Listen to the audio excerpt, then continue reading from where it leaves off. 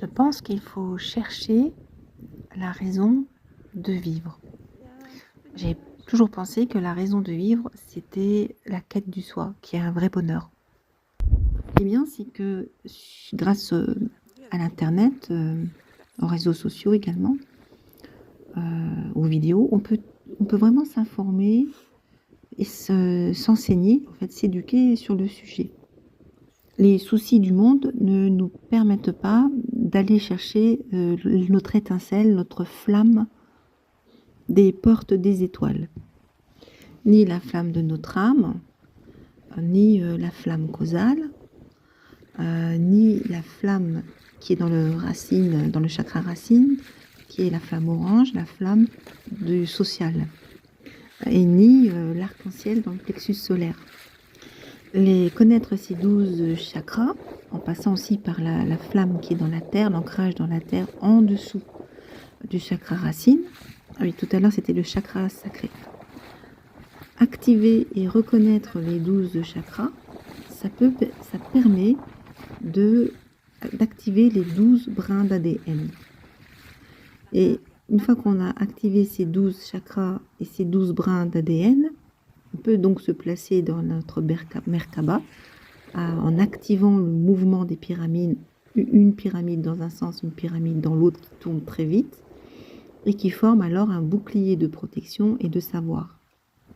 Si on place notre monde dans une Merkaba, ça peut peut-être changer le monde.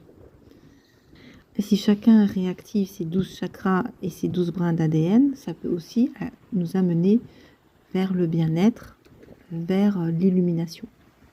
Des découvertes exotiques, c'est-à-dire des découvertes inconnues, avec des couleurs exotiques, une chaleur exotique, une œuvre et un substrat exotiques. Je me demande si les 12 chakras ne sont pas liés aux 12 niveaux, sachant que peut-être que le niveau le plus haut étant le dragon, et que nous avons tous ces 12 niveaux, mais sachant que le niveau 1 et le niveau 2 n'existent pas. Ils ne font pas partie de la création. Peut-être que sur Terre, il y a des niveaux 12, comme les dragons qui viennent s'incarner. Je pense aux 144 000, qui sont des flammes jumelles. Et je pense que sur Terre, il y a plusieurs niveaux qui viennent s'incarner. Les niveaux, ce n'est pas une question de prestige ou de gratitude, enfin de reconnaissance, ou de renommée, ou d'étiquette. Les niveaux, tout le monde a ces niveaux-là.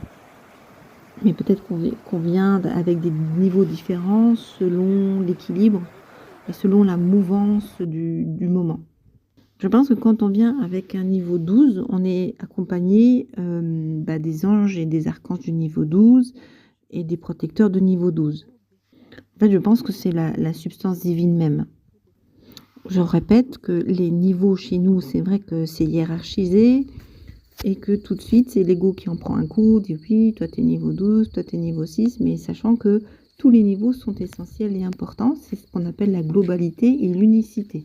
Il n'y a pas quelqu'un qui sait mieux ou quelqu'un qui sait moins bien.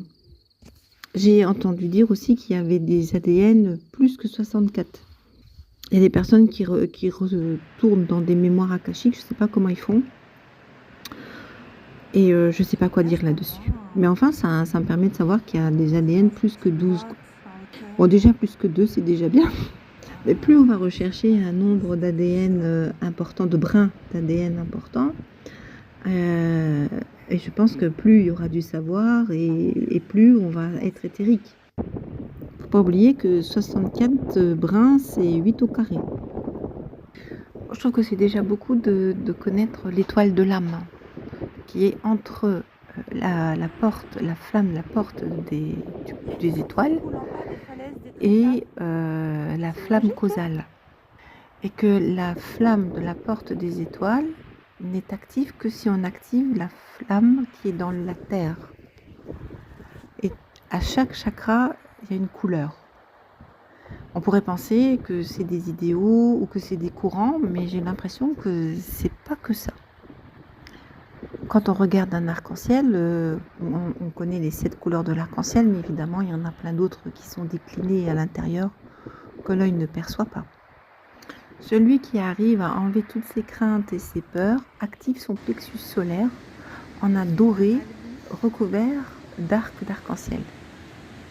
Et cette personne permet d'apaiser un lieu, une assemblée, un lieu, un milieu, une région. Moi, je trouvais extraordinaire d'être venue aussi sur Terre pour découvrir dans notre étroitesse d'esprit qu'il y a tellement plus grand et tellement merveilleux qui existe. Je crois que le mot merveilleux, il faudrait le répéter je ne sais pas combien de fois. Magie aussi, miracle, sachant que les miracles ne se font pas tout seuls et sachant que la magie ne se fait pas toute seule non plus. Et comme le merveilleux.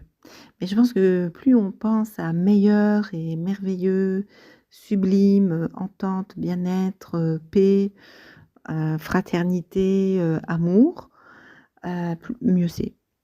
Et on le sait, jusqu'à notre mort, ça sera la quête du soi. Ça sera toujours découvrir quelque chose, découvrir de nouveau.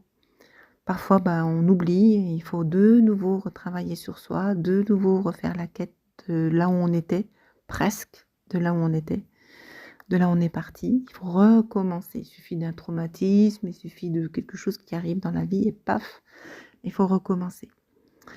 Mais alors, il faut recommencer encore plus grand. Il faut déployer encore plus, mais du coup, ça veut dire qu'on va encore plus haut. Parce qu'on n'oublie pas. Même si on doit recommencer ce qu'on a fait, on n'oublie pas ce qu'on a appris, on n'oublie pas la fusion dans laquelle on était avec l'aspect christique et l'aspect du beau, en fait. Il y a tellement à apprendre, ne serait-ce par exemple les animaux. Chaque espèce est à analyser, à apprendre, et on voit tellement la finesse, la droiture, l'exactitude dans chaque animal. Comment ne pas être ébloui par la création elle-même, par Dieu lui-même. Dieu, la vie ou le plasma divin, le plasma créateur, le flux divin, le flux créateur, le souffle. Quand je pense à ça, j'ai fait une vidéo sur la respiration. Chaque souffle, chaque respiration, on souffle avec la terre. On souffle de la même façon que les animaux, que les plantes, certainement les minéraux, peut-être même plus qu'on ne connaît pas. On souffle tous ensemble, on respire tous ensemble. Le souffle, il est magnifique, il est magique. Peut-être que le dôme lui-même respire, a un souffle et un battement. La Terre elle-même a un battement. D'ailleurs, c'est prouvé, la Terre a un battement.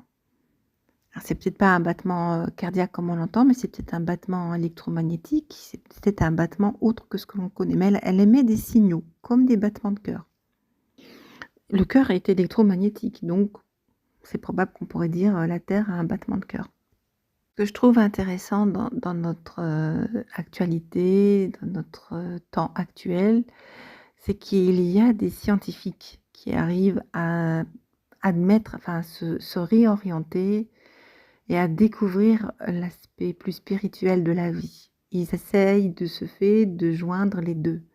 Et de plus en plus, même si effectivement c'est pas facile pour eux parce qu'il y a des obstacles, parce qu'il y a des gènes, parce que parfois certains même paraît-il disparaîtraient.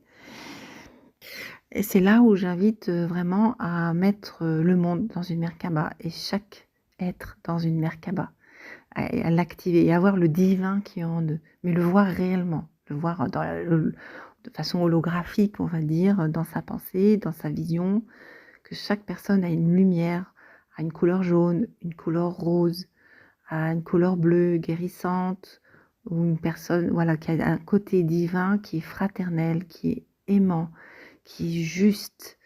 Et ça, c'est ce qui va peut-être aussi changer la face du monde.